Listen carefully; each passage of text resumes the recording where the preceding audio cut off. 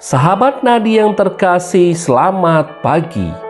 Semoga Anda semua sehat adanya. Jumpa lagi pada hari ini, Jumat 19 Desember, dalam Pekan Khusus Advent. Nutrisi rohani hari ini, kita akan timba dari Injil Lukas bab 1, ayat 5-25. Sabda Tuhan hari ini mengisahkan kisah penting dari keluarga Sakaria dan Elisabet, keluarga Yohanes Pembaptis. Dikisahkan bahwa Sakaria dan Elisabet adalah keluarga yang saleh, hidup benar di hadapan Allah, dan hidup menurut ketetapan dan tidak bercacat. Sakaria bahkan bertugas sebagai seorang imam. Hanya saja mereka tidak memiliki anak. Pada suatu kesempatan, Malaikat Gabriel menampakkan diri kepada Sakaria dan menyatakan bahwa istrinya Elisabet di masa tuanya akan mengandung dan melahirkan seorang anak laki-laki, dan mereka harus menamainya Yohanes. Bahkan dinubuatkan bahwa ia akan membuat banyak orang Israel berbalik kepada Allah dan menyiapkan umat yang layak di hadapan Tuhan.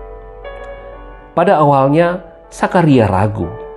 Itulah sebabnya ia menjadi bisu sampai semua yang didengarnya sungguh terjadi, yakni saat kelahiran Yohanes Pembaptis. Sahabat Nadi, salah satu inspirasi yang dapat kita tarik dari sabda Tuhan hari ini, yakni bagaimana Tuhan campur tangan dalam kehidupan kita yang kadang kita tidak sangka. Sakaria dan Elisabet menyatakan bahwa inilah suatu perbuatan Tuhan bagiku. Sekarang ia berkenan menghapus aibku di hadapan orang. Tuhan dengan caranya sendiri menampilkan penyertaannya bagi mereka yang membutuhkannya. Kita hanya perlu belajar dari keluarga Sakaria, bagaimana berlaku saleh di hadapannya dengan hidup benar dan hidup menurut ketetapan Tuhan. Cara hidup benar di hadapan Tuhan inilah yang perlu kita kembangkan. Situasi dunia, kondisi kehidupan kita diperhadapkan dengan berbagai pilihan dan kesempatan. Baik dan jahat, benar dan salah selalu kita jumpai. Tetapi sebagai seorang Kristen, kita perlu hidup benar di hadapan Tuhan. Kita perlu memilih cara hidup yang baik, yang sesuai dengan perintah dan ketetapan Tuhan. Yakinlah bahwa penyertaan Tuhan akan mengalir dalam kehidupan kita.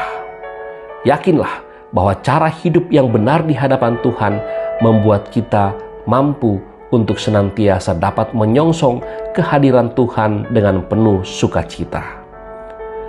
Tuhan Yesus memberkati kita semuanya. Amin.